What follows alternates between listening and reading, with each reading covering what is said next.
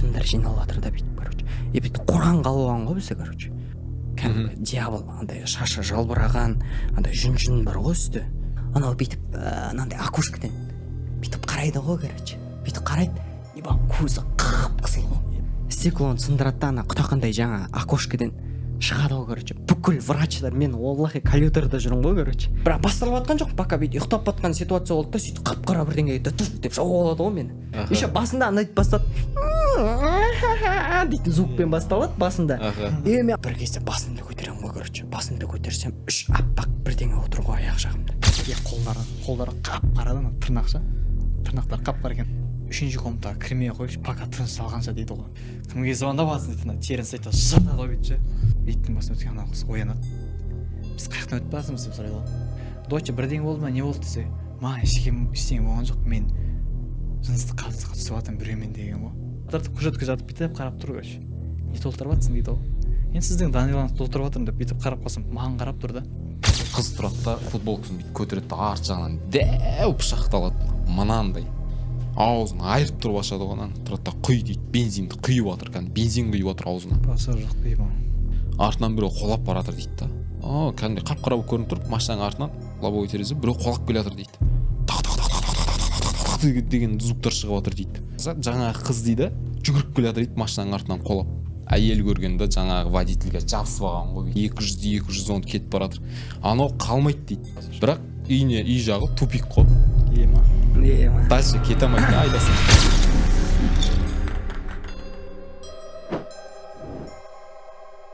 Ассалаумағалейкум, құрметті көрермендер, сіздермен бірге Еркін сөйле подкаст каналы. Әлбетте ұзағынан күттіңіздер, сіздерге үлкен рахмет. Осынша ұзақ уақыт күткендеріңізге, әрдайым қасымызда болғандарыңызға үлкен рахмет. Осындай огромный поддержка беріп отқандарыңызға.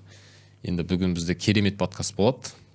Ассалаумағалейкум достар, бүгін бізде қонақта Аян әншіміз, блогер және брат, өзіңді сәл кішкене таныстырып кетсең. Блогер, тиктокер ғой, тиктокпен жалпы өнер саласында жүрген балаларымыз. Что ұмытып қалмаса, жылап тұрма, жұбатып жібер, ондай дейтін. Бәсе. Сол әнді айтатын мен. Рахмет, шақырғандарыңа жеттер деп тұрып кетіп бассаң. Сол брат, енді өзіңнен бір кішігірім бір оқиғалар болса. Жалпы оқиғалар көп қой. Көп қой дегенде енді үзінді. Бірақ енді Аллаға шүкір деп айтайын. Қатты енді біреулердің бастарынан қатты өтіп жатқандардай, тағыдай қатты ситуациялар өткен жоқ, бірақ кішігірім өзімнің бір бала кезімдегі ойында қалып қалған нәрселер бар енді. Негізі сенесің бе өзің былай оны нәрсеге? Жалпы енді біреулер сенбейді просто. Мен басынан сенбегенмін. Жоқ, жалпы сенетіндей ғой. Сенетіндей, себебі енді жалпы енді былай ғой, негізі дін жолында жүргенде ғайыпқа сенушіміз ғой біз негізі. Бірақ признактары да бар, көріп жатырық деген сияқты. Мен енді кішкентай біздің үйде енді отбасымызда кішкене дін саласында білімі толығырақ ағалар болды да, братандар солар. Кезінде айтатын болды. Сол кішкентай кезіммен, когда бізде енді кішкентай кезімде ағаларым намаз оқып отырады, ананы көресің, мынаны көресің. Сосын енді дастарханның үстінде айтып отырады деген сияқты бар ғой. Осындай жын дейтін бар, шайтанмын дейтін бар деген сияқты. Ол кезде баламыз енді, бала болғаннан кішкене андай деп бір сен үшін кино ғой бір. Бір кездері мынандай бір ситуация болған, өзімнің көзім жеткен, енді балалық шақ қой, ауылда жүрік. Менде мынандай бір мынандай нәрсе көбірек пайда болатын. Лунатик дейтін тема болды ғой, білесің? Кете беретін. Да, қалай лунатизм ба? Лунатизм, сондай менде бір 5-6 рет ұсталып қалатын болдым үйдегілерге. Андай таңертең ұйықтап отырамын да, тұрамын да, бір көзімді ашсам, дастархан сүртіп отырамын өзім. Сөйтіп үйдегі мамалар қасыма келіп бүйтіп қарап тұрып, не істеп жатсың дейді. Мен өзім білмеймін, бірақ ана жерде дастархан сүртіп жатқанымды, ана жерге қалай келдім вообще дейтін. Сөйтіп екінші бір ситуация болған, үйде ол кезде кішкентаймыз енді былай қонақтар келеді ғой. Сол қонақтар келген кезде бір апам Атыраудан қаладан келіп ауылға сөйтіп ұзын болып баяғыда залда жататын болдық қой бәріміз. Топырлап жатады. Қатар. Бәрі кім бар, бәрі жатады короче. Сол кезде бір ұйықтап отырып бүйтіп тұрып батырмын да. Тұрып батқан кезде примерно мынандай болды. Біреу мені ұстап қалды да, короче, оянып кеттім, бүйтіп қарасам, апашканың үстінен уже 5-6 адамның үстінен аттап өтіп кеткен ғой, короче. Өтіп кеткенде бүйтіп апашка менің аяғымнан ұстап тұрып бүйтіп қайтпатсың дейді маған айтады. Мен андаймын ғой, өзім андай оянып кеткенімде бүйтіп жан-жағыма қараймын да түсінбеймін, короче. Сезбейсің ба? Иә, вообще сезбеймін, неғып тұрмын мен мына жерде дейді тема болды, короче. Сөйтіп барамын да қайтып жатып аламын да ойдадым жоқ. Сөйтіп келесі күні жаңағыдай ағаларымызбен тоже әңгіме айтып отқандай осындай сол лунатизм, осы шайтанның несі ғой, енді ауылдық жер білесің ғой, кішкене ауылдық жер басқашалау ғой сәл. Сөйтіп осы лунатиктің 3-ші версиясы болды менде. Ол бірақ енді ол кезде ешкім оятқан жоқ. Андай баяғыда болды ғой бізде ұзын коридор болады да. Иә. Міне анда комнаттар, кухня, анау бүйтіп келеді да, бүйтіп коридорға шығасың да, шыққан кезде сетке есік болады. Сетке есік болады ғой. Сөйтіп бүйтіп бір кезде бүйтіп оянам, короче, оянсам жаңағыдай орта коридорда тұрмын ғой, короче, ана холл бар ғой мынандай ұзын. Иә. Холлда тұрмын да, светтің бәрі өшік, бізде есік баяғыда ашық тұрады, бәрі андай ғой, айдың жарығы, андай ауыл ғой енді. Бүйтіп оянып кетемін да, бір стеналарды бүйтіп сипап бастаймын ғой, короче. Қараңғы ғой, дым сезбей жатырмын, короче. Бүйтіп кішкене жарық жаққа қарай кетіп шығып батсам, анандай ғой, сетке есіктің артында бір кісі қарап тұр, короче, бүйтіп. Былай сетка ар жағында, короче, бүйтіп артында бүйтіп қарап тұр да. Дәу кісі. Иә, дәу кәдімгі үстіне андай как будто бір қалай түсіндірсем екен, шапан ба, или білмеймін, шапан емес. Плащ секілді ма типа? Үлкен бірдеңе анау, қап-қара бірдеңе, бүйтіп қарап тұрады ғой саған бүйтіп. Теріс қарап тұрған жақта да бүйтіп, короче, саған. Мен бүйтіп сетке қарай келем да бүйтіп көзімді ашып жатырмын ғой енді. Үй андай жататын жерін таппай жатырмын ғой негізі. Лунатикпен тұрып кеткенмін ғой түсіндің бе? Бүйтем да сетке келем да, бүйтіп қараймын да бір нағашым болатын, короче. Сөйтіп түнде шыққанда темекі шегіп отыратын еді. Мен сол деп ойладым, бірақ нағашы арық қой. Бірақ андай өз-өзімді алдап тұрмын да, нағашы деймін ғой, короче. Ана үндемейді бір екен, бүйтіп қарап тұр. Чом қарап тұрғаны қайдан көріп бірінші, анандай көзі маған андай болып көрінді, короче. Бірақ енді анық көрінген жоқ. Бірақ как будто көзі бір свет жанып тұрғандай ма, қызыл ма, бір түрлі бүйтіп қарап тұрады ғой саған, бірақ буыты болып тұрды да. Иә. Сонымен, короче, бүйтіп нағашымен тұрдым да, артқа қарай шегінем да, бір кезде бүйтіп қарағанда қараңғы жерде көз ашылып бастайды ғой сәл. Андай көзің үйреніп бастайды ғой. Сөйтіп комнатқа қарай кірем да, бір екен бүйтіп мамамның қасында жататын болдым ол кезде. Мамамның қасына жатып алып, ішімнен ойлап отырмын ғой, не болып жатыр мына жерде деп, бір кішкене қорқыныш қой енді. Анау нағашым ба, жоқ, нағашы дейтіндей нағашы да келмейді анау. Үлкен бірақ. Думкаға түсіп кеткен. Иә, думкаға түсіп кеткенмін. Содан 2017-лерде сияқты сонымен 2017 или 2016-ларда сол нәрсені мен қайтып көргенім бар. Уақыт өтті. Қалада уже апашкам үйінде тұрып жатыр. Апашкам сол Зәуреш дейтін апа, сол кісінің үйінде болатын. Ол марқұм болып кетті. Сол кісінің үйінде бәрі қонақтыққа кетеді да, короче. Ол кезде андай компьютер болатын болды да ол үйде. Ойын ойнап, қонақтыққа барасың ба? Жоқ, бармаймын. Ойын ойнаймын, короче. Сөйтіп ойын ойнап қалып қойған болатын. Светтің бәрі жағым. Жалғыз өзің ба? Иә, үйде жалғыз өзім болды. Бүкіл балаша бәрі қалып кетті. Сөйтіп ойынмен қызығып отырып. Сөйтіп анандай болды, біреу айқайлағандай болды, короче. Кешкі бір менің ақшамнан кейін ғой. Күн примерно батып батырады ғой, андай көкшілденіп тұрады ғой. Иә. Сөйтіп кішкене анандай бірде айқайлаған, заворда бір айқайлаған дауыс шықты, короче. Бірақ құлағымда наушник. Шешем бүйтіп қараймын, может үйдегілер келіп қалды ма, есік потом жауық тұр, енді ашу керек деген сияқты. Сондай бір оймен тұрдым да, бірақ қайта кіре алатындай мүмкіндік бар оларда. Сосын бір отырдым, звук естимін, екінші рет отырамын, звук естимін, короче. Үшінші рет, в общем, свет, біріншінде коридордың свет жанып тұр, короче. Сөйтем да, короче, есікті ашсам, анандай завор, бізде анандай серый завор ғой, бүйтіп есік ашық тұр екен да, завордың есігі ашық тұр екен да. Нәптанбай жаңа қап-қара сияқты бірдеңе бар емес, үлкен бір. Бүйтіп қарап тұр ғой завордан. Анандай чувство ғой. Денесімен бүйтіп шығып тұр ғой бүйтіп. Жоқ, денесімен болғанда біртүрлі иықпен шығып тұр ма? Бірақ енді анандай болып бір жағынан да типа балаларыма прикол ұстап тұрған, бірақ анандай болады ғой, денеңе мурашка ойнайды ғой. Көрдің бе, мен баяғы кезінде кішкене ана кісіні көргенде денеге мурашка ойнамаған. Ол кезде енді көзімді аштым да, бірақ андай түсініксіз жағдайда болып тұрдым да, бірақ нағашы деп қуып короче барып төсекке жатып алып тұрмын ғой, бірақ анау есімде қалып қойды. И мынада прикинь ашық болған кезде сразу андай денеңе бір мурашка бүйтіп тек кетесің ғой бір андай қатып қалған ғой прикинь бүйтіп қарап тұрмын да. Анау да бүйтіп деп тұрған сияқты болып тұр да короче. Бір жағынан ойланып тұрмын, анандай есік жауамын да короче, сразу есік жауып аламын да. Мен ойлаймын ғой, сиыр дейтіндей бізде вообще қалады сиырды, ондай қалады. Біздің районда вообще сиыр жүрмейтін. Бірақ қап-қара осындай бағана ғана темада, бірақ кішкене арықтау, бірақ шаш жалбырап тұр сәл. Сөйтіп ішке кіремін да сразу денем біртүрлі андай мурашка ойнап бастайды ғой короче. Аятул Курси как раз жаттап жатқан кезім болатын. Аятул Курсиді оқып жүрмін короче. Сөйттерін бәрін жағып тастағанмын.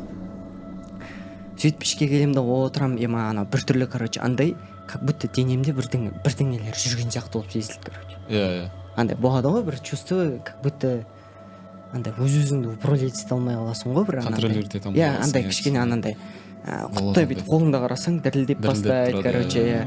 Анандай бір кішкене анандай анау есімнен кетпей жатыр. И чем прикол, ана жердегі бірінші есімнен кетпей жатқаны ана ең бірінші көргенім ғой. Сол емес па? Типа сол емес па, қайтып келген типа анандай чувствода болып қалдым да, типа бір жағынан да ішімнен бүйтіп жұбатып жатырмын ғой короче. Братан айтатын болды да, типа шын олар ешнәрсе тиісе алмайды саған по идее.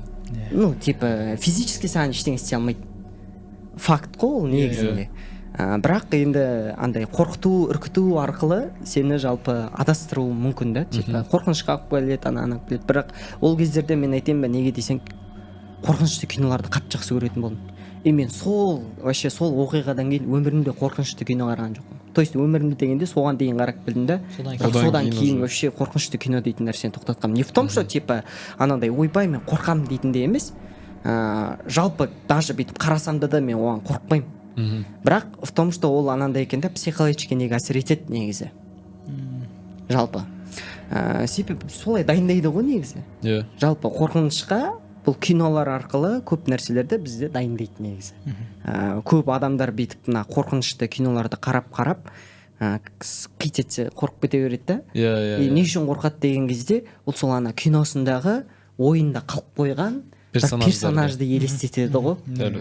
Сол ғой негізі, сол мақсатта жалпы өмірдегі. Бір қызықты оқиға бар негізі. Мен атам білет оны еще мен. Бір қызық оқиға бар, оны еш жерде айтқан жоқпын негізі. Бірақ қысқада нұсқа айтып берейін оны. Бір история бар. Баяғыда больницаға жатып қаламын. Сөйтіп бір 10 күн дей ма больницада жатырмын. Атырауда Ганчикин дейтін жер бар. Білесің бе? Сол жақта, короче, Ганчикинде бір больница болды. Солмен мен ауырып бір 10-15 күндей ғой, короче, сол жақта жатам. Сөйтіп бір күні біздің больницаға бір примерно менің ойымша 2 болу керек, либо 1 болу керек, короче. Бір құтырып кеткен адамдар келді, короче. Құтырып кеткен дегенде қалай, енді ішіне жын кіріп кеткен ғой, бірақ ол кезде по идее құтырып кеткен деп айтады да. Больницаға келіп, короче, анандай бір окошко бар, қытақындай терезесі бар. Сондайға салып тастаған ғой. Сөйтіп келеді, сол кісілер, короче, мен мынандай ұзын жаңа коридор деп отырық қой, типа коридор сияқты не ғой, больница ғой анау. Міне ағанда мен жататын болдым, міне ағанда бір комнатта не болатын болды жаңағыдай. Қытақындай комнат, 4-5 окошкасы бар. Сол жаққа қамайды, короче. Күнде айқай шу, короче. Бірдеңе деп айқайлайды, боқтайды, короче, сестраларды. Анандай сестралар спокойно, короче. Мен анандай ситуацияда енді примерно 15 күн бойы больницада жатсың, андай шығып қарайсың ғой енді анандай. Жүресің ғой енді, пока жатсың, ішке қарайсың да, прикинь, сол жаққа қарай бір желание ашылып бастайды ғой жайлап. Өйтіп, жайлап барып қараймын ғой, короче. Қызық па? Қызық болды, короче. Анау, мына жерде бір сол былай ұзын комнат қой былай. Мынағында бір анау 4-5 окошко, короче, примерно окошкода. Мынағында анандай налдап айтатын еді, типа. В общем, медсестралар отыратын стол болады ғой, налдап айтатын еді, типа. В общем, медсестраның столы тұр, короче. Сонымен, короче, мен типа медсестраға қарай келатырмын.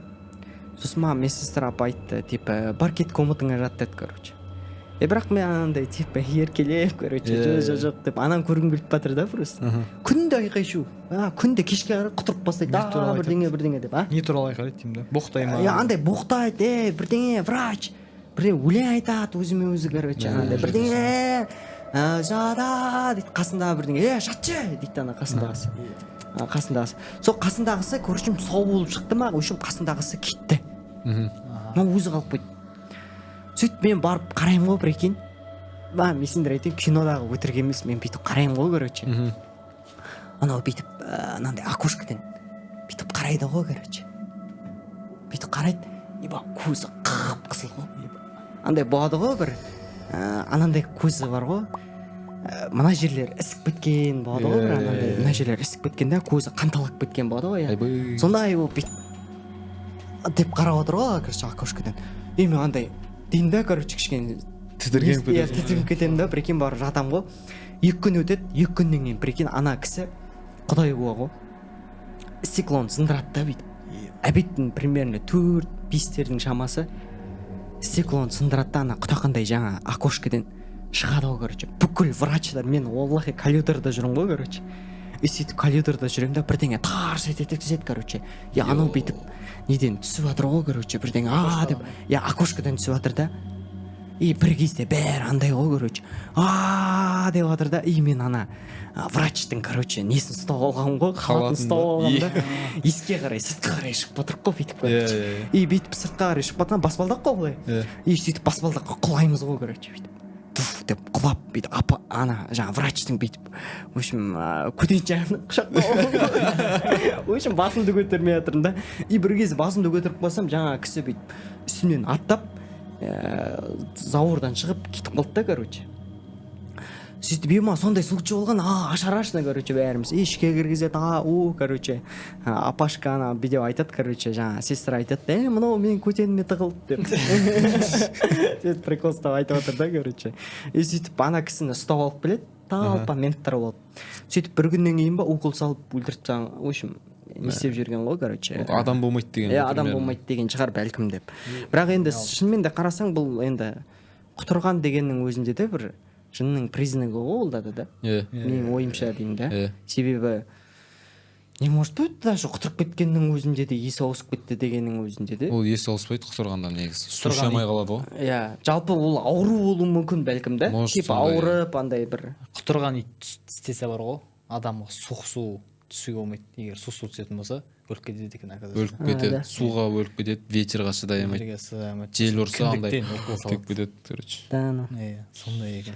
В общем сол ситуация бір кез келген шығар деп айтайын, айтып отқаным ғой, кез келген шығар. Еще менде де бір анандай ситуация болған. Бұл енді қорқынышты болғанда анандай бір адамның басынан өтпеген жағдай, негізі қызықтаймыз да осы теманы айтқам историяны. Бір рет мынандай тема болған. Түнде біз тренировка жасаймыз да, жаңағыдай биден билейміз короче, биге барамыз. Брек билейтін болдық короче. Сөйтіп биден түнгі сағат 2-лерде примерно тренировкадан шығып келеміз да. Сосын жолда такси тоқтатамыз ғой, менікі енді қаланың сырт жағында болатын. Сөйтіп жолда такси тоқтатамыз. Сөйтіп бір гранта тоқтайды. Алдында бір 2 жігіт отыр, бір жағында, міне анда пивиш отыр бір. Міне анда қалай еді, пассажир жағында бар ғой. Сөйтіп ішке кірсем, бір әйел адам отыр екен, құлағымда наушник тық деп отырып аламын ғой короче. Отырып ана клиент апарып береміз, клиент мені түртеді ғой бүйтіп короче. Ана кісі түсейін деп отқан кезде. Сосын мен бүйтіп наушник шешемін да, не болды деп атсам, ана ұрысып жатыр екен короче. Водитель ма? Водительмен бірдеңе ана қызмен ұрысып жатыр да, маған қарайды да, ол бүйтеді да түсіп кетеді короче. Сосын ойда дым жоқ, бас ауырама деген кіші бүйтіп құлағыма наушник салып аламын да, дальше кетіп жатыр. Сөйтіп мына сиденьканың ортасына отырып алғанмын ғой бүйтіп. Жолға қарап, бүйтіп музыка тыңдап, бүйтіп кетіп жатырмын да. Сөйтіп мына жақтан таяқпен не тоқтатады ғой, жаңа милиция тоқтатады. Полиция тоқтатады ғой короче. Прикинь, құдай қойға тоқтамай басады ғой. Водитель ма? Водитель екеуі басады короче. Сосын тоқтамайды вообще. мен ана неде таяқпен тоқтатып тұрған адамды бүйтіп қараймын да бүйтіп шығарып саламын ғой короче. Понял да? Иә. Сен ойлап қарашы, үйге кетіп жатқан адамсың просто. Прикинь, андай дым ойда дым жоқ. Жаңа клиент таппартып жатады, нормально все, короче, понимаешь, да? Прикинь, бір кезде милиция тоқтатады, и ты такой: еба, брат, не болады? Түсіндің бе? Иә. Айтады, не отқа, ойындама, брачка, сен апыртпаймыз, нормально дейді. Мен айттым, қайта нормально қуасыңдар ма? Түсіріп кетіңдер, мен дальше қаша беріңдер өздері. Осы кетпедік та, потом бір односторонний жол бар ғой. Иә. Соған келеміз да, короче, осылай мен тоқтап тұр, уже это типа операционный да, короче. Сөйтіп бүйтіп содан ана бордюрмен өтіп бүйтіп шығып кетеді да, в общем, главный трассаға шығады ғой. Сөйтіп артыма қарасам, толпа ментка тұр ғой.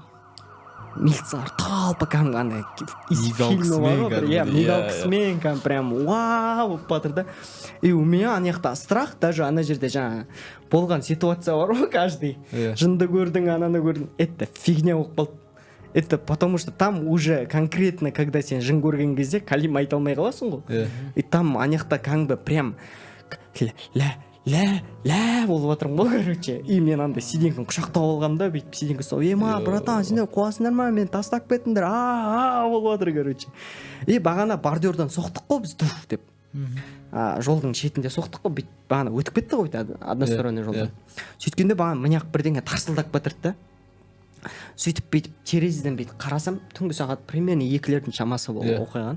Бүйтіп қарасам, дөңгелек кетіп жатыр ғой. Мен жақта дөңгелек вообще ұрып батыр ана. Дөңгелек түсіп қалған болса, дөңгелек ұшып кеткен ғой, короче. Сөйтіп келеміз да, в общем, бірінші поворот менің негізі ана ауылыма қарай кіретін поворот болатын, екінші поворот басқа бір ауылдың повороты. Сол бірінші повороттан өтіп кетті, екінші поворотқа келеміз да, бақ, короче. Сөйтіп балшыққа барып қадаламыз. Сөйтіп екеуі шығады да бүйтіп қашады. Мынаяқтан бүйтіп артта ашады да, ана ОМОН бар ғой кәдімгідей. Қолында обрезі бар, бүйтіп ұстап тұр ғой, короче. Мен такой сөмкені ұстап, братан, мен клиентпін, братан, мен серьезно клиентпін деп отырмын ғой, ана. Братан, мен клиентпін, серьезно айтам, мен жаңа міндім, мен атпаш деп отырмын ғой, короче. Бүйтіп қарап тұрды да, басшы бар дейді ғой, короче. Басшы бар дейді. Жақсы шығып оламда шықсам, трасса полный мент қой, короче. Полный мент, еще балшық жердің бәрі. Сөйттім, ойда жоқ. Біртүрлі андай ощущениемен трассаға сөйтіп жаңа мои қызметкерлер тақ етіп салып алады ғой, короче. Сен машина ішінде болған жүрсің ба? Мен такой андай жоқ деп жоқ қой, андай оқпам ғой, короче. Машина тық отырғызып алады, екеуі шығып кетеді да, қайтып келеді да, сосын бүйтіп машина сенікі деп жатыр ғой дейді. Сосын мен айтамын, қайда менікі, менде права жоқ, қалай ол менікі? Дұрыс қой, енді сенде права жоқ болған соң сенікі болып тұр ғой дейді. Мен айтам, қумай, братан, короче, естітеуімді, никоя, бірдеңе, короче, боқтап жатырмын аузыма келген. Сөйтіп, мен апаршы жүр анаққа. В общем, анаққа апарсаң жаңа айтады, маған мен көріп қалады да, жаңа водитель бар емес па, соны біреуін ұстап алған екен, маған көріп қалады да дейді, мынау дейтін, короче, клиент, короче, жүріп қойыңдаршы дейді ғой, короче. Мен айтам, бірдеңе боқтап тастаймын да, сөйтіп сұраймын ғой менттен, не болған деп. Сол айтады, жалпы сен вообще отырған такси, мынау Тараздың жігіттері дейді. Тараздың жігіттері 3-ші машинаны ұрлап жатыр екен. Машина ұрлап кеткен ба? Атырауда машина 3-ші машинаны ұрлап жатыр екен мыналар. Сол мен папада естіп қаламын ғой, короче, соған. Просто қызық болсын айтып отқанмын ғой, тоже бірақ бір страх қой, қорқыныш. Бірақ ол живой страх та, без жын бізде ол. Сол қызық болған бір история болған. Бірақ анау бір басыңнан өтпегенде, бөлсін келеді, потому что неге ешкімнің басынан өтпегенде ондай нәрсесін ойлап қаршы. Угондасың да сен, вообще танымайтын дым қатысың жоқ, бірақ кетіп батсың, примерно 20-30 минуттай ұшып батсың да. Сондай бір қызықты история болған. Түсімдегі бір история бар. Это бір ғибрат алатындай бар енді. Жалпы анандай бір болады ғой, бір иманың күшейіп кететін уақыттар болады ғой. Ойбай, таңертең тахаджудке барамын. Болады бір темалар болады сондай. Жұртам болды, мен осылайын түзелемін дейтін. Сөйтіп бір тахаджудке барамын деп ниет қойған болатын. Бүгін ештеңе істемей қойыншы, бүгін шықпай қойыншы, вообще ешқайға. Болады ғой бір андай момент. Құдаймен байланыс болсыншы деп. Құранымды оқып, бүйтіп, үйде үйде болғанда мен ол кезде студияда қонып жүретін болдым. Үй жоқ, үйден шығарып жіберген. Квартира төлей алмай, короче, сондай бір момент болған. Осы Алматы қаласында еще. Бисмилля болып тұрады. Давай дейсі. Сонымен, короче, бүйтіп кішкене бір Құран оқып алумен кешке бір ерте жатам деген ой болып отыр. Сөйтіп зікір айтып ұйықтап қалғам ғой. Андай ла хаула ва ла куатта илля биллах, ла хаула ва ла куатта илля биллахпен ұйықтап қалғам, короче. Салауат айтып бір жағынан да. Сөйтіп ұйықтап қалсам, түсімде ауылда жүрмін ғой. Ауылда бірдеңеден қашып тығылып жатырмын, короче. Анда үйдің жанынан бетіп, жарынан бетіп шығып қарасам, бір нән жын, кәдімгі дьявол, андай шашы жалбыраған, андай жүн бар ғой үсті. Кәдімгі 2 мүйізі бар, бірақ маған бірдеңе атып жатыр екен, пу деп. Түсімде. Не?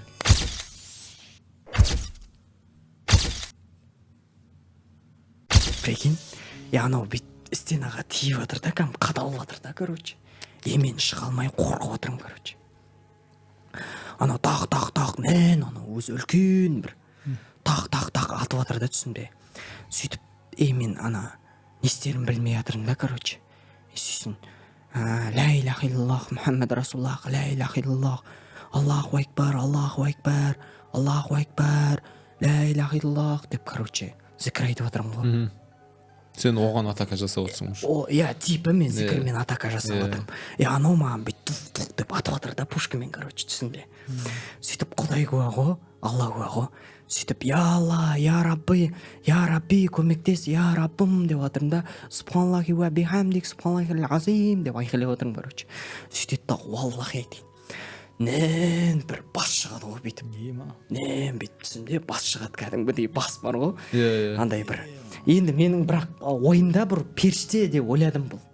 Потому что қолында үлкен балтасы болды да бүйтіп. Ана балтасында тастар болады ғой, бір қымбат тастар болады ғой. Алтын, бриллиант деген сияқты. Андай бриллианттар, көк, қызыл, үлкен тастары бар, короче, бүйтіп. Сондай тастармен бүйтіп, ананы бүйтіп, жаңа шайтанды. Нән бас анау просто. Болады ғой бір анандай бас болады ғой просто. Бүйтіп бір қап-қара немен жабылған бүйтіп. Бүйтіп типтегіс анандай болады ғой, бір ассасинский ма бірдеңемен жабылып болады ғой, бір ана маска бүйтіп ойнайтын бар ғой бүйтіп. Бүйтіп ойнайтын маскалар болады ғой. Сондай бір маска да анау. Үстінде қап-қара бүйтіп келген несі бар, плашы бар да. Қолында не балтасы бар. Тек қана басын көріп тұрмын, бірақ балта шығады да бүйтіп жаңағыдай қымбат тастары бар, балта шығады да. Жаңағы шайтанды бүйтіп соғады ғой. Дақ деп. Балтамен. Анау бүйтіп қашады, былай қашады, фук деп жоғалып кетеді да, мынаяқтан шығады. Натуре ана кинодағы бар ғой, негізі бар ғой. Мысалы біз кинолар қараймыз ғой. Ана жаңағыдай Марвелдің киноларын қарағанда бар ғой, фук деп жоғалып кетеді ғой мысалы. Сондай ситуация болып жатыр да, ана жерде бүйтіп бух деп.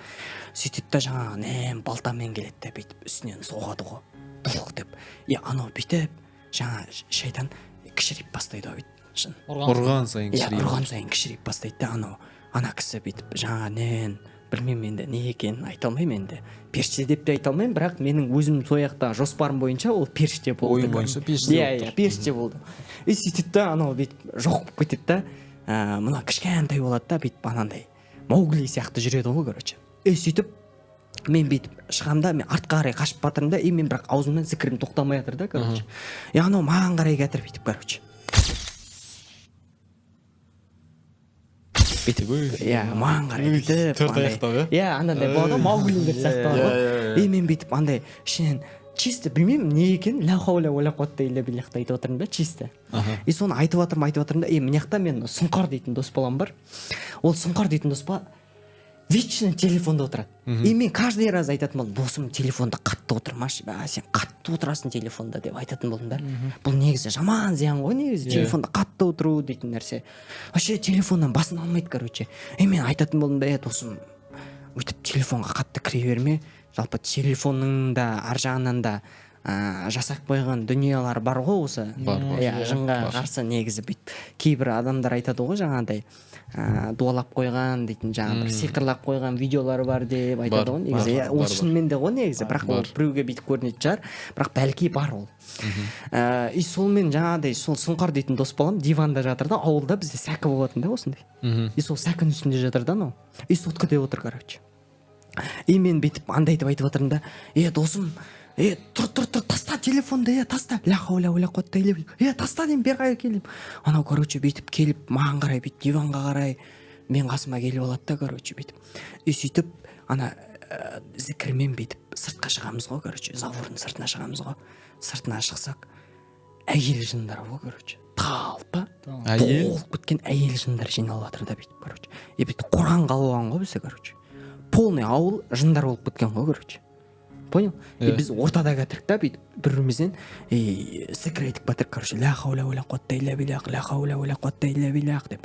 Аналар бүйтіп жындар, әйел жындардың бәрі бүйтіп қоршап батыр, короче. Келесі андай көшеге қарай кетіп батырық та бүйтіп.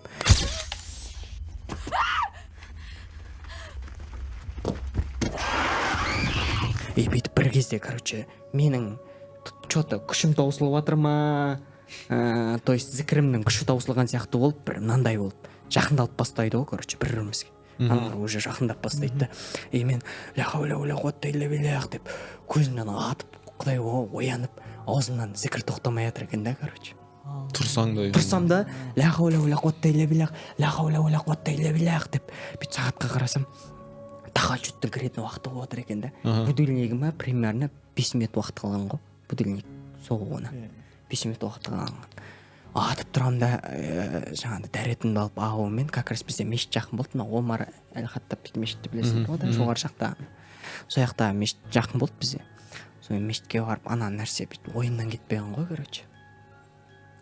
Сол кезде бір қасымызда таңда сол кісі бір ұстаз емес енді, бірақ сол жамаатта жүрген бір кісіге сол историяны айтып берген болатын. Осылай таңертең әбеттің жаңа таңертең таң намазын оқып болғаннан кейін әңгіме айтып отырғанбыз. Сол кезде айтады да, ол зікір айтып жүру керек қой, значит дейді да, зікірдің күшін көрсетіп тұр ғой дейді да. Типа ғибрат алып қалатындай да. ұйықтап жатсың да, түс көріп жатсың да, айтып жатсың да. Иә, сол бір тұрған бойда аузымнан кетіп жатыр да, жаңа ля хауля уля куатта илля биллях деп тұрып жатыр екен аузымнан. Содан кейін түсіндім, жалпы енді көп қой айтылатын история болатын болса, былай келетін болсақ, негізі былай бауырларымыздың историясы да бар, қатты кәдімгі ойбай деп қалатындай қатты историялар бар. Бірақ енді бір жағынан келетін болсақ, жалпы бізге қазір дейтін анандай да, қазір бір нәрсені айту, сендіру қиын ғой, потому что заман қарқында дамып кеткен заман. И қазіргі уже молодежьдарда енді бәлки көбісінің негізі білетін болғанымен сезе алмайды ғой, сезім жоқ қой, по идее. Хотя ол біздің жанымызда, бізді көріп жүр, бізді біліп жүр. Мен өз басым 100% сенемін, әлі де зерттеуде. Қазір жастар сенбейтін секілді ма? Иә, маған как будто сенбейтін секілді, ертегі болып көрінетін. Даже мысалы былай ғой, негізінде көп нәрсені кейбір бауырларымыз бар, енді намаз оқып жүргендер де бар да, мысалы жақсы ғой, бірақ толығырақ білмейді. Сенім тауфиқ дейді ғой, таухид дейді ғой, не жалпы көп нәрсеге сенім жоқ. Жалпы енді менің өз басымда да намазды былай оқып жүрдім да, бірақ бір кездері мынандай сұрақтар қойып бастадым өзіме. Жалпы мен намазды не үшін оқып жүрмін деген сияқты. Жалпы вообще Құдай бізді не үшін жаратты? Бұның бәрі не үшін жалпы? Біз енді сүйікті болғанның өзінде де жалпы Құдай бізді не үшін жаратты, не үшін бүкіл осы тіршіліктерді жаратты деген сұраққа, неге дейтін сұрақ болды да. Сөйтіп өзімнің ответімді алған болдым. Алдың ба? Иә, алдым, іздендім. Бірақ кейбір адамдарға айтатын болсаң, енді жалпы ол жалпы бұл жерде сынақ, бұл жерге түсуіміздің себебі жалпы сен адамдар мен жындардың соғысы ғой, по факту шайтандардың соғысы ғой. Қазір солай емес пе негізінде? Негізі адамның жалпы жаратылысында жалпы өтірік айту, алдау, эгоизм, көре алмаушылық, адамдар туралы жаман ойлау, дейтін нәрсе жалпы бізде емес екен ғой ол. Біздің табиғатымызда бізде тек қана ұялу, ұмытшақтық, шүкіршілік сондай болған екен. Біздің жалпы жаратылысымызда адамның ең ішіндегі ең бірінші жаратылысында ұялшақтық, менің Сол дүниемен жаратылған кешірім, солай жаратылған екен. Сөйтсең ібіліс екен ғой соның бәрін шығарған. Ібілістен екен ғой мына көре алмаушылық, адамдар туралы жаман ойлау, осының бәрі сол ібілістерден екен да. Сөйтіп адамдар бұл жерде енді қара. Неге бізге айтады дем салып жүріңдер жатар кезінде, не үшін зікір айтып жүріңдер, не үшін Құран оқып жүріңдер дегенде, в том, что мына иман мен нәпсі дейтін тема бар ғой бізде. Иман дегеніміз негізі рух қой. Менің түсінігімде. Менің түсінігімде. Бәлкім ұстаздар жоқ бұлай айтуы мүмкін, бірақ рухтың азығы иман деп ойлаймын өзім. Солай емес пе? Енді бұл жерде иман рухқа әсер етеді да, ал нәпсі ол чисто қалау. Мысалы, нәпсі болмаса сен қазір ішіп жемейтін едің, да? Қымбат киім кимейтін едің, или там, не знаю, бірдеңелер жемейтін едің деген сияқты. Ләззаттың бәрі нәпсі. Ләззатты көрмейтін едің да. Сол нәпсі дейтін қалау, сосын бұл жерде шайтан дейтін нәрсе бар. Ол факт. Азғыру. Азғыру. Бұл жерде енді қараңыз, рух пен нәпсі, бір ұстаздың айтуы бар да, жүрек еті не екен? Нағылдап айтады, қорапша. Жалпы жинейді екен. Не бересің, соны жинейді жүрекке, короче. Сосын ақыл дейтін беріп қойған. Осы нәрсе екен ғой біздің управлять ететініміз. Сөйтсең сол үшін баланс болу керек екен да. Жаңағыдай рухта да беріп тұру керек, азығын, нәпсінің де азығын беріп тұру керек. По факту нәпсінің азығы ол намаз, иман емес, ол ақиқат. Неге десең, мен сендер айтайын, намаз, иман оқу, ол это сложно, по идее. Ол қиын негізі. Оны ұстау, по идее, сол факт қой ол. Ол қиын негізі, ол қазір бүйтіп отқанмен, дегенмен жақсы, оқыған жақсы, бірақ сол қиыншылығымен тәтті да негізі. Ұстап жүру. Ұстап жүруімен тәтті да. Соған сай болу керек адамша. Енді рухқа енді беретін азық, бұл жерде Құран, зікір. Негізі намаз, менің ойымша, ол біздің міндетіміз. Ол міндетіміз, парызымыз да. Бірақ енді анандайда азғыру жағына келетін болсақ, нәпсі жаңа азғыру жағына шайтан деп отырмыз ғой енді. Шайтан негізінде келетін болсақ, біздің 5 уақытымызға қарап тұрған жоқ ол. Негізі 5 уақыт олар үшін әлі де бір анандай емес, қазіргі заманда бір энергия беріп тұрған жоқ. Ойбай 5 уақыт оқытыр, тығылып қалатындай емес. Қорқыватқан жоқ. Негізі зікір, Құран обязательно ғой негізі. Оқып тұру керек. Құттай болса да, сәл болса да бар ғой. Негізі сол екен ғой, мына рухты толтыру керек та, рухқа азықты көп берген сайын ібіліс мияқтан кіру қиын болады екен да. Мысалы бізде күнә жасап қоямыз, базар жоқ. Сол күнәларымыздың кесірінен сөйлеген сөзіміз, боғауымыз бар, анауымыз бар, мынауымыз бар. Енді білмеймін, енді өзімнің алған ілімімнің, ұстазымның арқасында жалпы адамдар күнә жасаған сайын жалпы порталдар ашылып бастайды екен ғой ібілістарға негізі. Сол арқылы жаңағыдай кіріп азғырады деген сияқты. Ал когда Құран оқып, зікір айтып, жалпы қорған пайда болады екен да. Азғыруға да қиын деген сияқты. Мен ең бірінші намаз ұстайын қатты бастырылғам. Прикинь, бүйтіп бастырылған дато сондай, уже брат айтады, таң намазына бірге тұрамыз, бірге оқимыз, бастаймыз. А мен бәрін жаттап алғам уже. Прям жаттап алғам, просто бастау қалып жүр ғой, короче. Кешкі намазы уақытында, просто кешкі уақытта бүйтіп тұрады да, братан, бүгін баста шеш деді ғой. Өмір айтпаған қондай. Чисто иманды айтады, дінді айтады. Болды, саған намаз ұстау керек деген сияқты. Сөйтіп енді осыда ойбай деп ниеттеніп намаз бастайын жатқан кезде, бір кезде ұйықтап отқан кезде түнде бүйтіп бастырылам ғой, короче. Бірінші бастырылған әлі есімде. Сол кезде ең бірінші бастырылу дейді. Қара терге түстің бе? Қара тер, это фигня, там, короче, вообще ұйықтай алмадым, вообще кәдімгі ұйқы дейтін жоқ. Мен сол күні мен бір 5 рет, 6 рет бастырылған шығармын. Қалай ұйықтап батырым бастырылып қалам. Мен еще Құран қоям ғой, Құран қосып қойып, еще ана Құран қойып ұйықтай алмадым ғой, ана Құран қосып қойып қалай ұйықтайсың? Ұйықтай алмайсың ғой вообще. Таң намазын ұйықтамай, вообще ұйықтамай, таң намазын оқығам. Бірінші бастырған мынандай болған, бірінші бастырғанда өзім непонятка чувствовать болғам, короче, бүйтіп бастырылып қалам ғой, короче. Бүйтіп бастырылып қалғанда, анандай звук шығады ғой. Андай, вообще қозғала алмай жатырмын, короче. Ана, бисмиллахты айта алмайсың ғой. Бесе деп жатасың ғой, примерно, да? Сөйлей алмайсың. Бесе деп жатасың ғой. Сенде сондай болды ма? Сондай кәдімгідей жатасың, короче. Анандай болады. Вообще, дато көзіңді аша алмай жатасың, короче. Біреу бірдеңе үстіңнен басып атқан сияқты, как будто. Анда қолыңды қозғалтсаң да бүйтіп қозғала алмайсың. Бірақ якобы сен ойыңмен қозғалып бүйтіп ұстаған сияқты болып сезесің да оны. Көзіңді ашсаң жатсың вообще жатсың да, қозғала бірақ андай якобы сен ананы ұрыватсың, понимаешь? Ойынша ұрыватсың. Кетейін. Сөйтіп бір кезде бір бастырылған кезде құлағыма шыңғырған болатын. Андай басында бір қытай түсіп болады да, басында қытайқандай бір түс болады ғой. Бір андай қытайқандай бір түс болады. Түс болғанда ол осы жерде болатқан ситуация негізі. Бүйтіп қарап отырған, сен ұйықтап отырған ғой, мысалы, сен, например, типа андайсың да, типа сен тұрдың да бірдеңе істеп жатсың да, сөйтіп маған бірдеңе деп кеттің да, сөйтіп деп басырып қаласың, короче, негізі солай. Қазір көріп жатасың мына жерде. Сөйтіп ана жерде ұйықтап отырдым да бір кезде.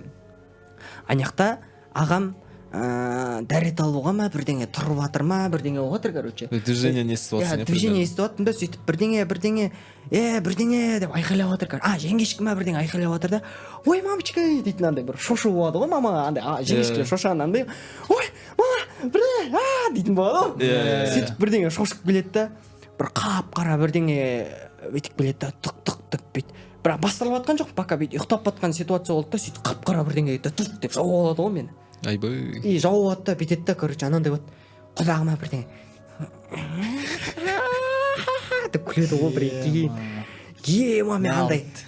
Мен андай болып қалғанмын ғой, уаллахи айтайын бар ғой сендерге, бүйтіп ұстап отырмын да, мен ананы жын дейтін нәрсені көп көріп қалғанмын ғой, енді көп естіп қалғанмын. Мен бүйтіп жатырмын ғой, короче. Анау мен сендер айтайын, анау бақырғаны өте слишком сондай қатты құлағымды налдейді ішіне барабан жіберген ғой, кәдімгідей. Анау деп каман дейтін звук шығып жатыр, дейтін болады ғой. Еще басында андайды бастады, дейтін звукпен басталады басында. Мен андай, бірақ андай бір бися Алла бися деп жатырмын да, короче, осылай. Мен анады бүйтіп итеріп жатқан сияқты сынайды танытып жатырмын да, бірақ қолым жатыр ғой, по идее. Сөйтіп бір кезде жібереді, айтам кәдімгідей, бисмиллах, Аллаху акбар деп айтам. Мен жібереді ғой, короче. Жіберді, мен қайтып бүйтіп тұрам да, не істеймін, мен қара тер болып кеткем. Бүйтіп жатырмын да, былай жатам. Біртүрлі ощущение, үйде тұрсам, әлі бір адамдар тұрмаған, әлі таңға уақыт бар. Сөйтіп қайтып келіп жатам ғой. Қайтып ұстайды ғой, прикинь. Қайттан бастырыласың. Қайтып бастырылам ғой. Енді ұйықтайын жатқан кезде қайтып бастырылам да, уаллахи айтайын, мынандай болды достар. Бүйтіп қарап отырмын да, бір кезде бастырылам да, сөйлей алмай жатырмын да, осылай тікесін жатып қалған ғой. Бүйтіп бір кезде басымды көтерем ғой, короче. Басымды көтерсем, 3 аппақ бірдеңе отыр ғой аяқ жағымда. Кішкентай болғанда, короче, мынандай столда бүйтіп құтақандай отырғышта 3 аппақ адам отыр, 4 аппақ адам отыр бүйтіп. Аппақ, үстінде аппақ, басы қап-қара. Былайнан 4-еу отыр, короче, аяқ жағымда. Мен, короче, бүйтіп отырмын. Понял? Үстім, короче, как будто байлап тастаған сияқты. Как будто байлап тастаған сияқты. Мен басым көтеріліп жатыр да, бүйтіп 4-еуіне бүйтіп қарап отырмын да, бірдеңе деп айтып отырмын оларға. Ұмытып қалдым, честно айтайын, бірдеңе деп айтып отырмын да, мен мынандай болып отырмын ғой, короче. Ана 4-еуі бүйтіп деп жатыр ғой, короче, маған. Олар сонда теріс қарап отыр ма? Теріс қарап отыр, артымен қарап отырды да, бүйтіп. Мен бүйтіп отырмын да, даже ана жерде бисмилля дейтін нәрселерді айта алмай жатырмын уже.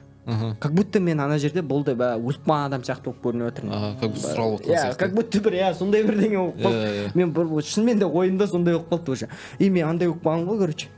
Мен бүйтіп отырмын да, короче. Сөйтіп қарап қатқанда жібереді, қайтып деймін.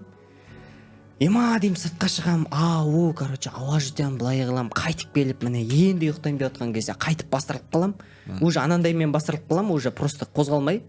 Баяғыша бися мен сөйтіп бір ұстаздың Дарын Молларов мектептің ұстазың уағызын қосып қойған ғой короче.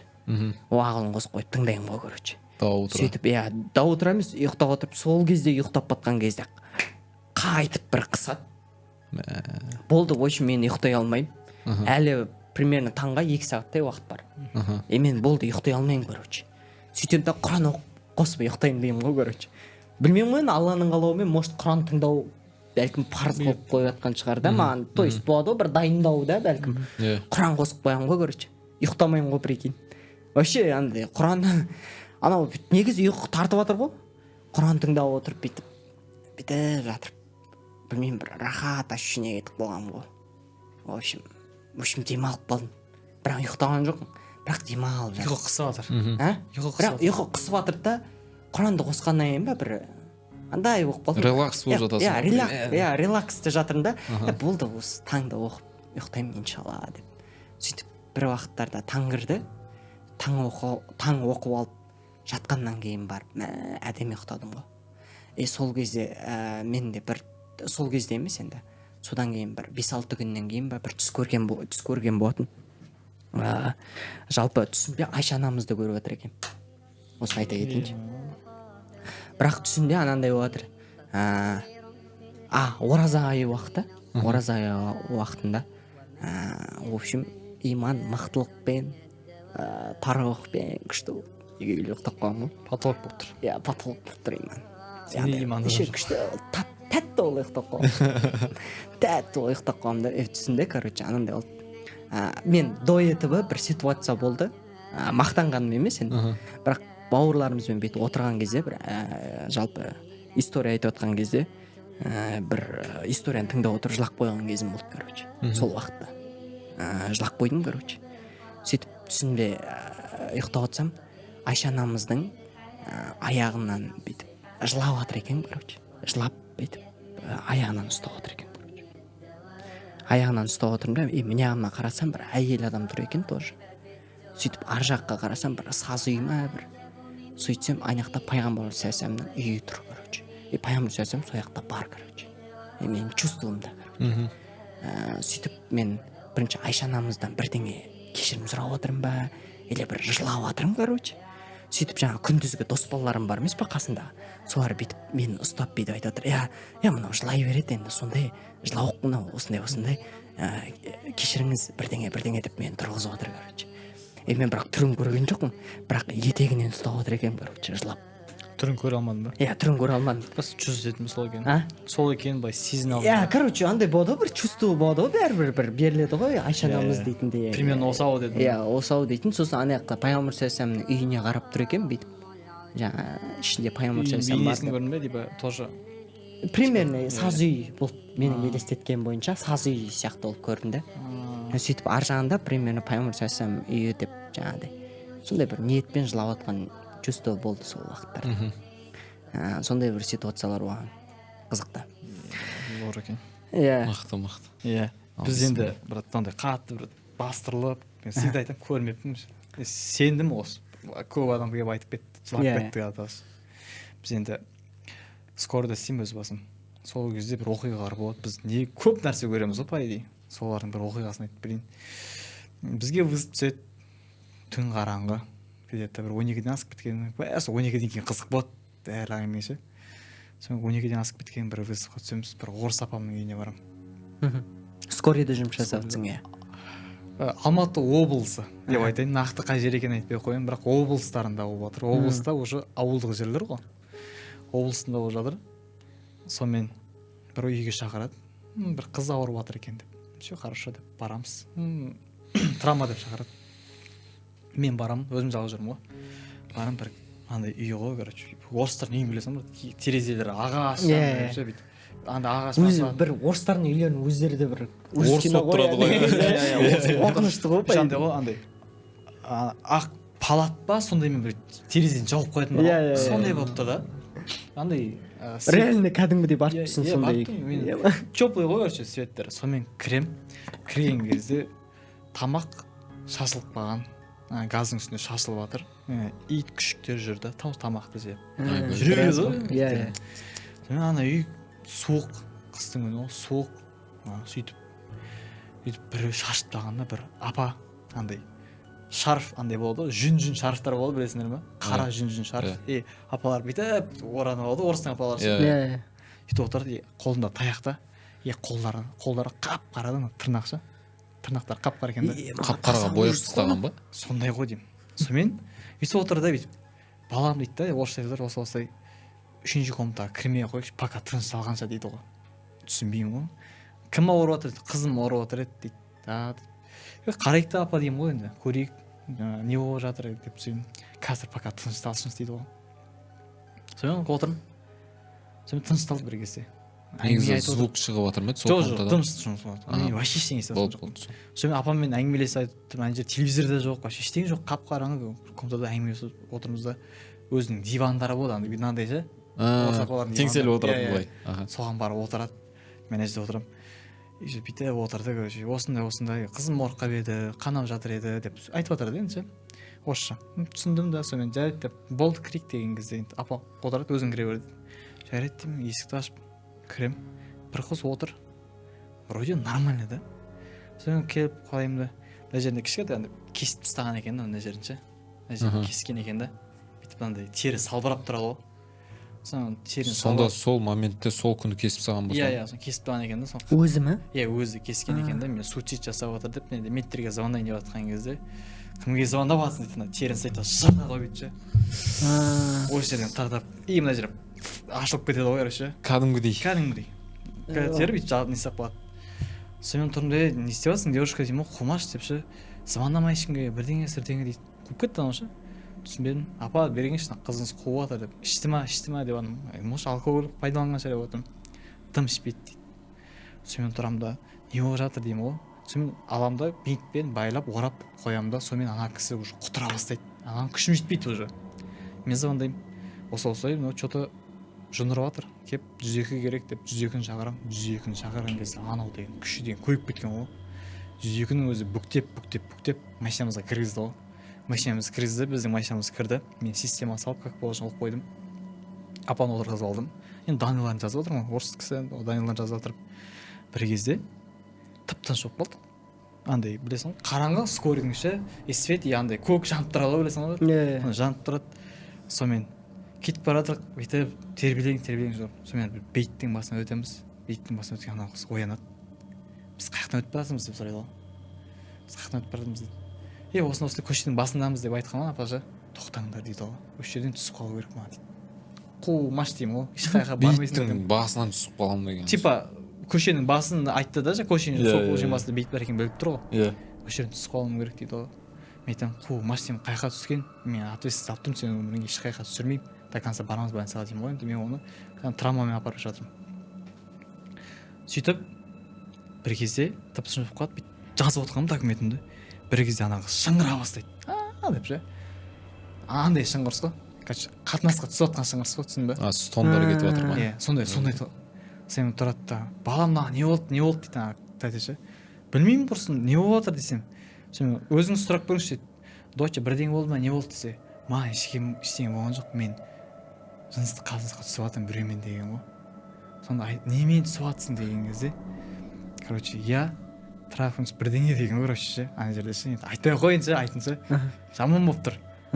Сондай деп айтты. Кіммен дейді сонда? Жынмен түсіп жатыр. Иә. Жоқ, өзі айтпаған ба?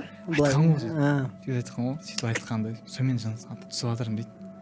Сонымен тұрдым да, ема деймін, қуама дедім же. Бітіп қарап қалам ғой. Анау дальше шыңғырып жатыр. Сонымен ана ішінде жын бар екен, түсіндім. Система алдым, кішкене успокоительный дәрі бар, соны беріп қойып, кішкене денесін өзін тынышталдырдым да, больницаға кірдік. Больницаға кіргіздім, тып-тыныш кірді. Андай жарық жерлерде тыныш кіреді екен ше ол кісі. Сонымен апаға қалдырып қойдым. Апа осы жерде күте тұрыңыз, мен қазір кіргізіп келейін, өткізіп келейін деп докторға кіргізем, бір палатаға кіргізеді да. Ана палатада свет жанып тұрады дейсіп ше. Жанып тұрады, сары қай больница екенін айтпай қойын.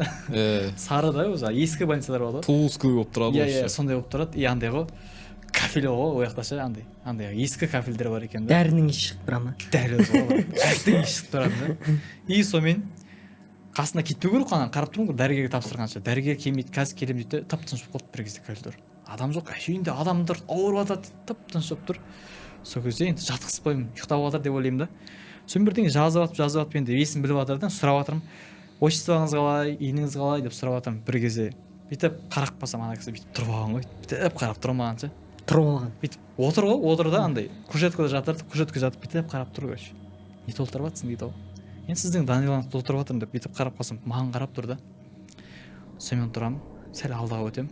Сөйтсем маған басын бұрайды да бүйтіп ше. Сен кімге звондадың бағана дейді. Енді сізді тынышталдыру үшін жекеге звондағанмын, анау саған звондама деп айттым ғой деп адам ұқсап сөйлеп отыр да. Сонымен жарайды болды, жатыңызшы деп, ұйықтаңызшы деп не істеймін ғой. Сөйтіп қайттан толтырамын ғой, енді толтырып жатырмын, енді телефонға толтырып жатырмын. Сөйтіп енді болды енді деп сен алдымда тұр ғой деп ше. Не толтырдың, қане көрсет маған дейді. Тұрып алған болды. Тұрып алған ғой мен алдым артымда ше. Сонымен тұрамын, ей жоқ, нормально, успокойтесь деймін ғой. Мен әлі сені көремін ғой дейді ғой. Келесің ғой біздің ауылға, по-любому дейді ғой. Сол кезде мен сенімен сөйлесем, мына жыртқаным сенің кесірің дейді ғой. Сонымен тұрамын да, қуама деймін, бір кезде дәрігер келді. Не болды? Мен осындай мына жерін жыртып алды, осы сучи жасады деп өзіне түсіндіріп жатырмын ғой. Сонымен шығам. Шығып бара жатырмын, ана апам тұрған, андай қылып, еңкейіп андай апалар болды. Бүйтіп еңкейіп қалған. бүйтіп телешка ұстап жатады. Анда таяғы бар. Сонымен айтады да, апа не болған қызыңызға деп сұрап жатырмын ғой. Айтады, бұл менің кінәм дейді. Не болды десе, мен кезінде біреуді дуалағам дейді. Ол кісі айтты, сенің отбасың біреуіне тиеді ол тегіңде де қатты ет деген ғой. Анау дуалаған да атауы 4-5 қуыршақты бір-біріне байлаған ғой уже. Бір-біріне байлап тұрып, сен круг істеген ғой ананша. Сөйткенде мен мына тырнақтарым неге деп айтады, қарайып кеткен білесің ба дейді. Инені бүйтіп тырнағым астына тыға бергенмен не үшін ана сөйтетін дейді ғой. Өзіме қайтты дейді да короче. Сонда инені тырнақ астына тыға берген ғой бүйтіп ше. Анау жара қап-қара болып қалған ғой. Айтады ғой, кинодағы босқа емес қой. Енді оның бәрі брат, неге ол шығады? Ол нәрсе біз енді фантастика дейді.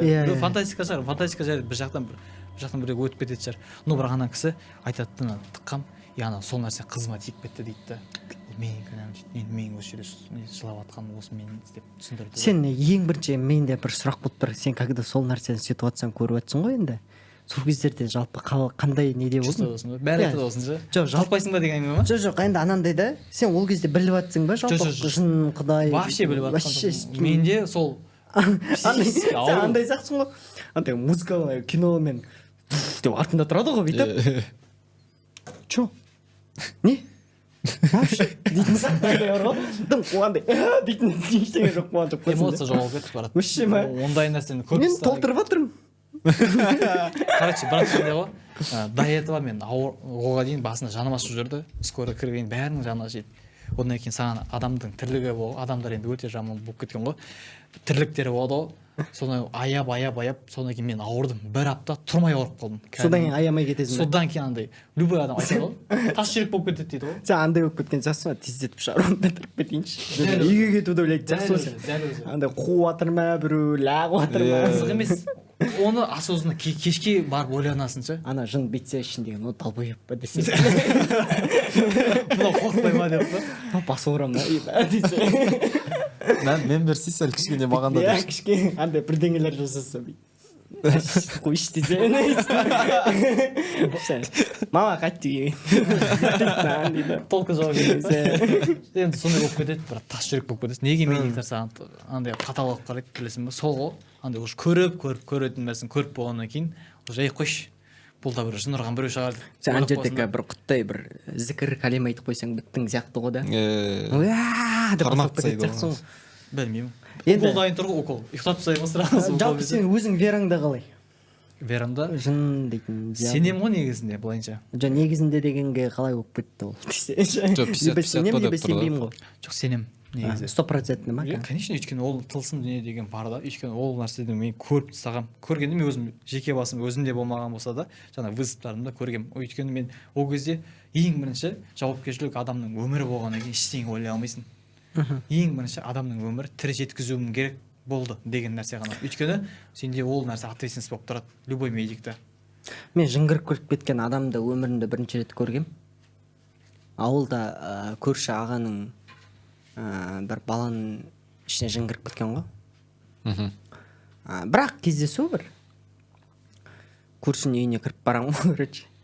кіріп бара жатсам андай болып кетеді екен бар ғой, жын кірген адамның үйінде үй анандай бір аурасы ауыр болып тұрады. аурасы ауыр суық бөте ма иә, Дәл күнде бір ойнап кіріп жүрген үй ғой негізінде, болады ғой бір сондай деп кіріп жүргенге именно сол жын кіріп кетті деген кезде андай көбі бармай кетті да.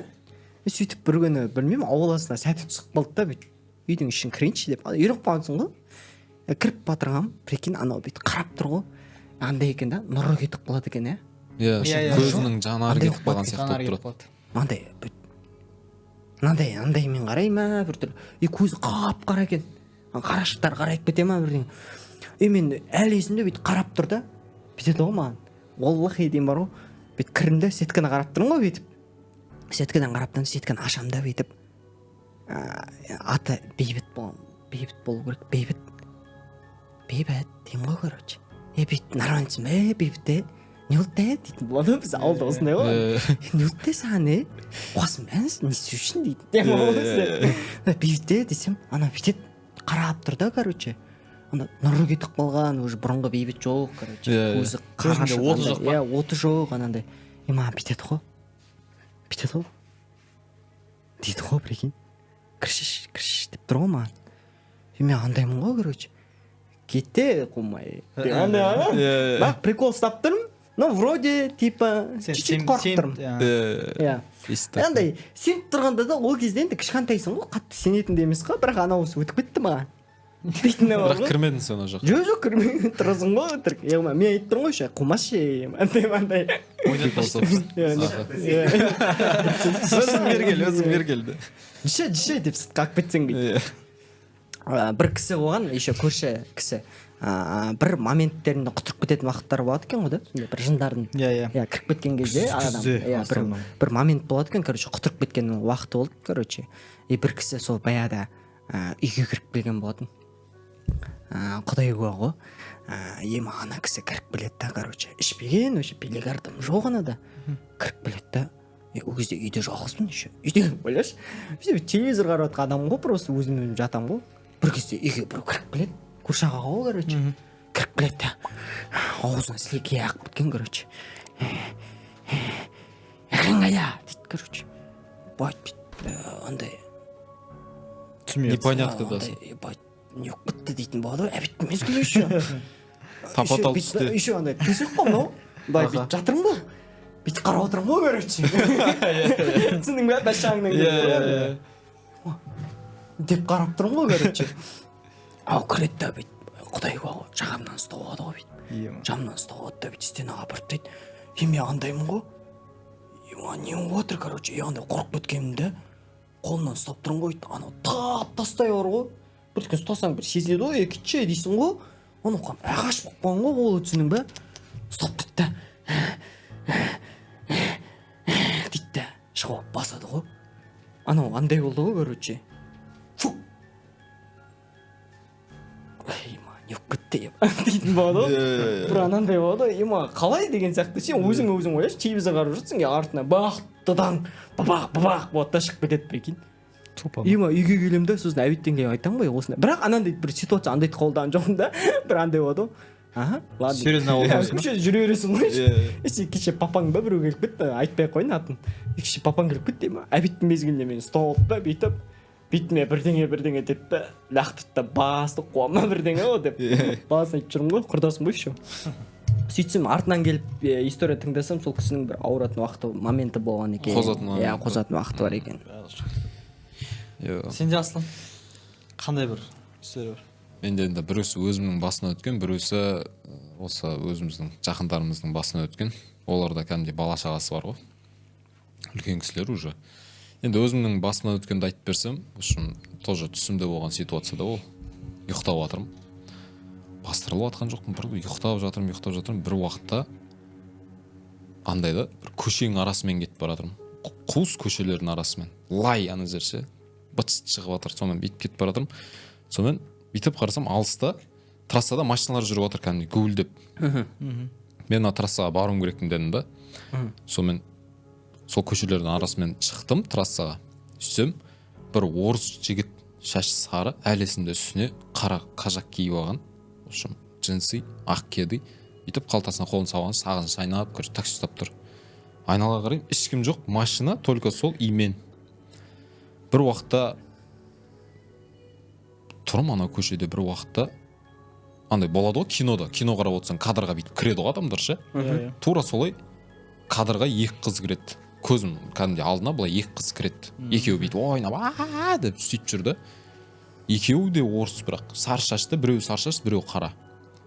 Бүйтіп ойнап кіреді да жаңағы жігіттің мойнынан бүйтіп ұстайды да жерге қарай құлатады ғой. Сөйтіп вы что делаете деп андай орысша. Мен анандайым да, как будто штативте тұрған камералар болады ғой, қозғаламайтын. Тура солай бүйтіп тұрмын ана жерде. Басым былай да бұрылмайды, былай да анаған қарап тұрмын да, қаратып қойды да маған сол. Bir zaman орыс жігіт тұрады да, енді мына жері ұятсыз да оқиды, кәдімгідей шешіндіре бастайды ғой ананы.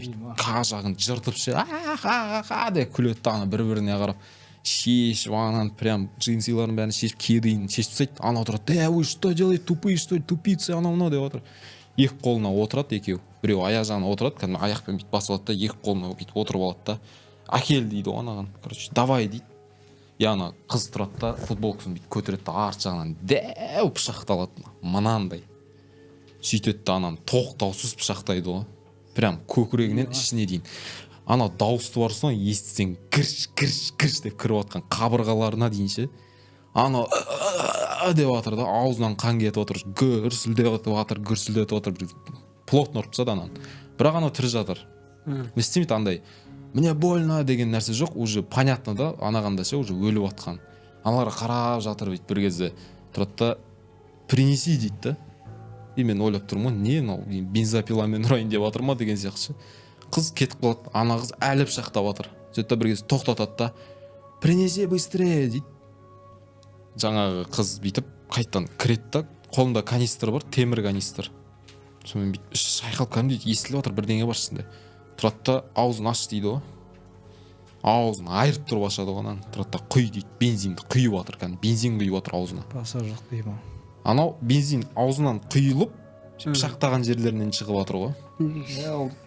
Сосын Мен ананы көріп тұрмын еще.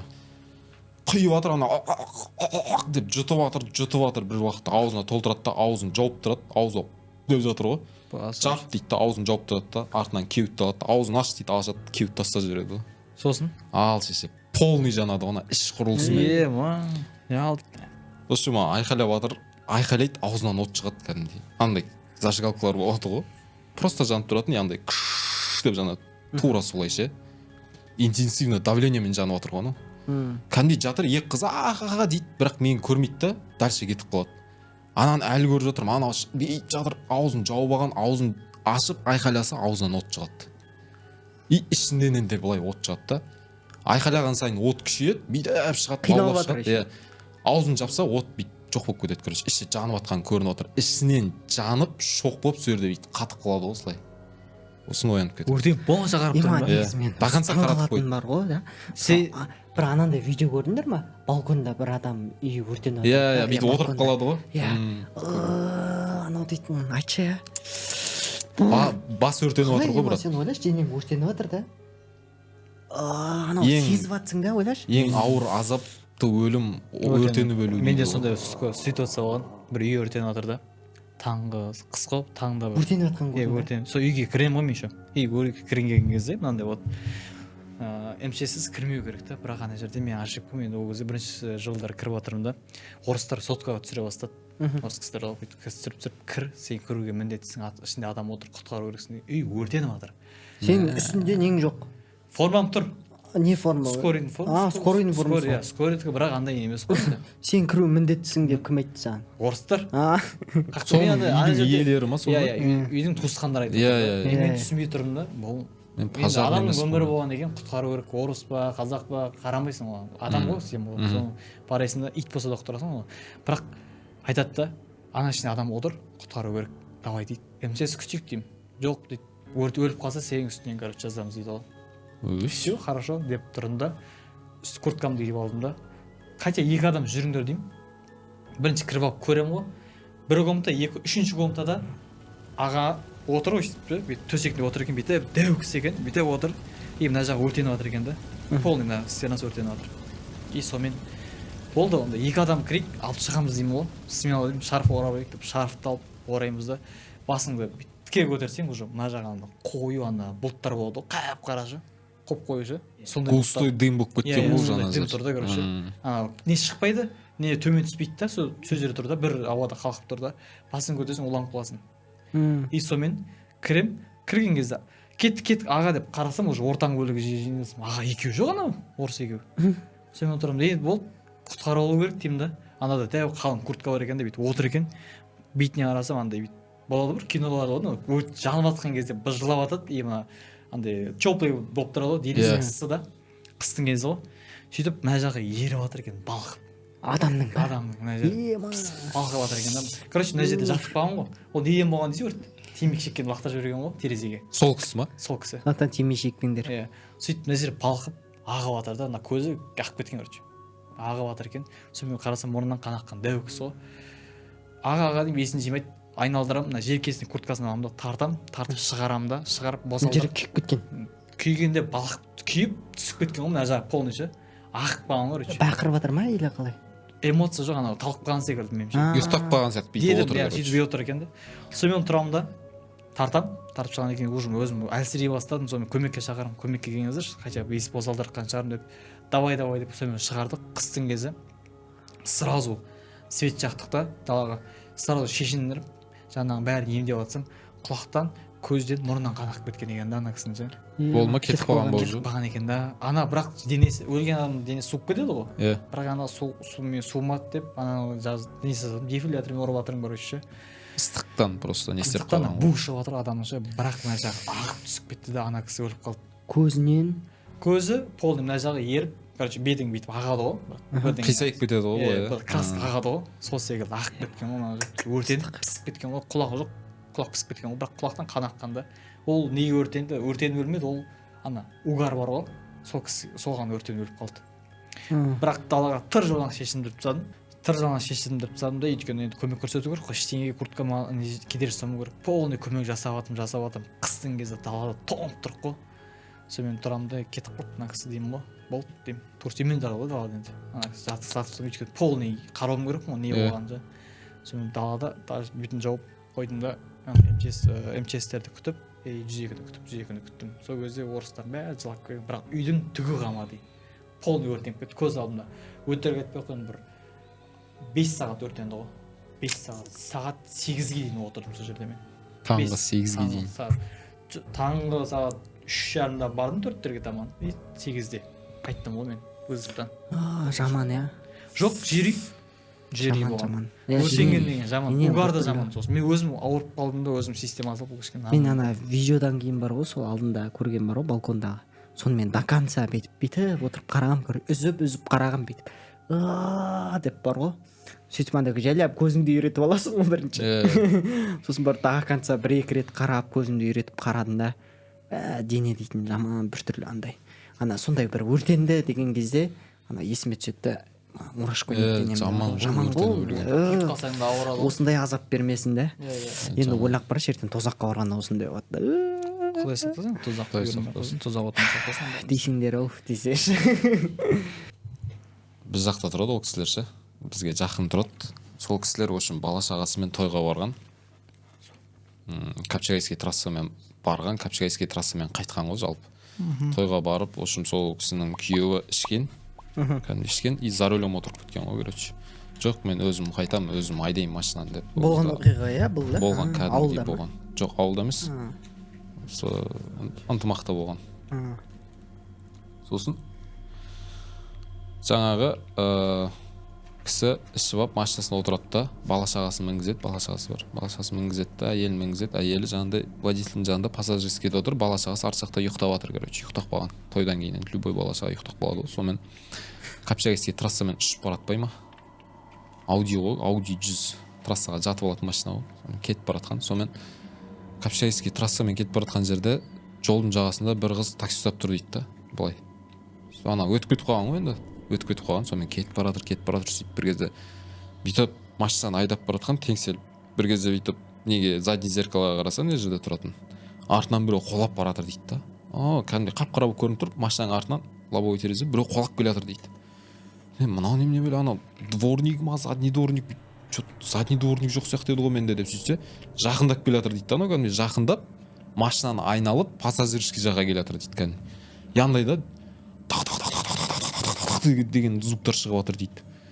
Сонымен жаңағы айдап келе жатқан кісі бүйтіп боковой зеркалға қараса жаңағы қыз дейді жүгіріп келе жатыр дейді машинаның артынан қолап. Сонымен резко есін жиған ғой ана жерде. Резко есін жиғанда сонымен газ пол басқан ананы әйел көргенде жаңағы водительге жабысып алған ғой бүйтіп. Көзді жұмғанда айдаш пожалуйста деген қатша қайскемен басып келе жатыр 200-210 кетіп бара жатыр. Анау қалмайды дейді. Қалады, жетіп алады, қалады, жетіп алады, бүйтіп қарайды, кетіп қалады, бүйтіп қарайды, кетіп қалады. Анау водитель ана ішкен в общем бәрін ұмытып кеткен ғой, трезвый состояниеға түсіп кеткен ғой до того степени. Солай үйіне дейін айдап келген, үйіне айдап келгенде ана жарық жерлерге жетеді ғой уже. Сонда жаңағы қыз бит қақып кеткен ғой бәсеңдеп. Сонда үйіне келген кезде машинадан 1 сағат шықпай отырған ғой, рульға жабысып алып. На всякий случай айдап кетіп қалған кез кеп қалса деп ше. Бірақ үй жағы тупик қой. Ема. Дальше кете алмайды айдаса. О, не істеп кеткен иә, кішкене. Қуып кеткен ғой енді. Примерно. Жоқ, қуғанда не ғой, оған ғана емес, әйеліне де көрінген ғой. Ол жабысып қалған ғой ана жерге, водительға былай, пожалуйста, айдаш деп ше. Осыған ұқсайтын бір история бар еді, қызығын айтып жіберейін.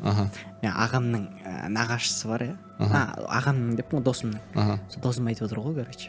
Осындай историяларға тойып кеткен ғой, короче. Андай историялар бар ғой, осындай тұяқты қыз дейтіндер көйіп кетті ғой баяғыда. Нағашысы таксист екен. Күнде осындай историялар айтады, қорқақ, короче, таза қорқақ, короче.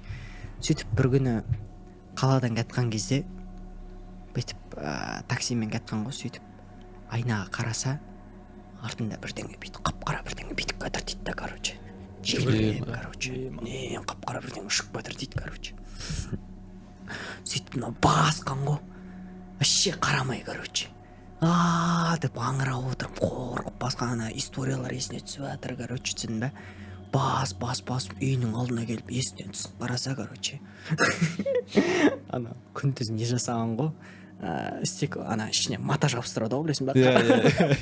Андай қара күннен қорқайтын мата жабыстырады, алдыға кетеді. Сол бет терезе жапқан кезде сыртына шығып кеткен ғой. Енді соған келіп ойбай деген ғой, үйге келіп айтып отыр дейді да, жеңгесіне айтып отыр дейді. Тірide қылып айтып отыр ма? Сөйтіп бір күні бүйтіп үйіндегі баласы барып бүйтіп артқа задний лавовыйға андай түкіріп жабыстыратын ойыншық бар емес пе? Ойыншықты жабыстырып қалған ғой бүйтіп. Жабыстырып қойып нағашысының өзі айтып отыр дейді. Бүйтіп машинамен кетсем бір күні айнаға бүйтіп қарап қалсам көзіме түсіп кетті дейді да, қара мысық жабыстырып қойған ғой. Деп жабыстырған ғой тоғырымызда бүкіл клиенттер отқанда түсіндің бе екен. Шошып кеткен ба? Мысық деп, короче. Сондай бір қорқынышты историяларын андай қаға түрі ғой. Соны айтады да. Бірақ кезінде біздің ауылда сондайлар тұяқты қыз дейтіндер бар ғой, андай бір жолда бірдеңе тоқтату дейтіндер ма қатты болатын негізі сондай. Сол неғып тоқтатады? Сол негізі рас қой, по идее. Не үшін тоқтатады олар? Просто енді бір жерге жетіп қалғысы келеді да. Олар жеткісі келсе, жаңа мысалы 210-мен жүгіріп баратыр да ол. Еще бірақ еще қыздың формасында жүреді екен да. Сол мақамнан бәрі қыз біз. Неге сондай? Потому что қызға сыналаймыз ғой біз. Енді факт қой. Любой жерге еркек біреу келіп сізге қумашы братан дейсің ғой мысалы. Қыз болса қайта бүйтме деп тұрсаң да, ну енді давай дейсің ғой сәл. Сол қыз бекер шайтанға теңемеген ғой сонда. Иә. Ой, еще қыздардың шайтандары қатты ғой негізі. Қатты былай көріп жатырмын дейді ғой. Şimdi байқау негізі дейді, жаңа Капчагайдағы қыз бар ғой, ол әлі де бар дейді да. Ол тек қана спиртной қабылдап кететін болса ғой өрмен. Бір күн эфирге шықса сол қыз. Ешкім тоқтамайды дейді ғой. Сөйтсең шынымен де қыз екен, үйіне жете алмай жүр. Негізі ол бар ғой. Ешкім алмай ма? Ол бар ғой мынандай да, зорланған қыз екен ғой, 5 жігітпен. Сол жерде. Тек такси ұстап тұрған жерінен тоқтап зорлап кеткен екен 5 жігіт. Бүкіл әлем зорлап отыр ма уже? Сол жерде қап кеткен соның жанысы, рухы қап кеткен. Енді жоқ. Ол 5 адам зорлағанмен қалай ол сонда типа ол елесі ме сонда жүрген типа деп айта ма? В общем, сөйерге көміп кетті. В общем, оның теласы табылмаған ол жерден. Табылмағанда өтірік айтам, өртеп кеткен ғой. Қойш. Күл болдырып. жаңа әже шықса бүйтіп қолымен тырнақ етіп па бүйтсе десе. сол құрметті достар, сіздермен бүгін еркін сөйлеп подкаст каналында қонақта болған бізде Аян деген блогер бауырымыз. Егер ұнаса лайк басып комментарий жазып кетіңіз. Құрметті көрермендер, барлықтарыңызға үлкен рахмет. Осылай осынша уақыт күтіп бізді қашан шығады деп. Инстаграм запрос толып қалды бізде, 150-200 запростай қашан шығады деген сөздермен. Қашан шығады, міне шықты. Енді алла бұйырса дальше больше осылай апта сайын бір подкасттан шығарып тұрамыз, уайымдамаңыздар. Біз жаққа жоғалып кеткен жоқпыз. Бізде әлі мыңдаған подкасттар шығады. Бізбен бірге болыңыздар. Бізде бүгін қонақта болған, әрине өзіміздің Аян деген бауырымыз. Аян деген бауырымыз. Бүгін түсірдік, примерно бір аптада шығады ғой да. Ертең ба? Ертең шығады. Бүгін түсірдік, ертең шығады ғой. Айтып Рахмет, қояды бәрін артын. Иә, мен де айтып кетейін. Рахмет деп атым брат. Рахмет десе. Арттарына астына комментарий, историялар болса жазып қойыңыздар. Да? Сондай бір почтама, дайректке жіберіңіздер, бәлкім біз оқып берейік. Біреудің историясында. Может, типа аудиозаписпен тыңдатқызып, бүйтіп, біреудің историясын тыңдауға да қызық қой, негізінде. Негізі аудиозаписпен жіберіңіздер, текст. Аудиозаписпен жіберсеңіздер де вообще дұрыс түсінбей қалыватсың. Дұрыс түсінбей қалады. Бәлкім сондай қызықты қылып сіздердің де осындай қорқынышты историяларын шығара аламыз деп түсіндір ғой, короче, да? Молодец, жеттір, қолдарынан бәрі келеді екен. Рахмет. Күшті, бүгін күшті подкаст болды. I love you. Сақ болыңыздар, шайтаннан сақтанып жүріңіздер. Аят үлгірсі оқыңыздар, қыздар, жігіттер, аят үлгірсі. Сол, рахмет сіздерге. Рахмет үлкен, жақсы.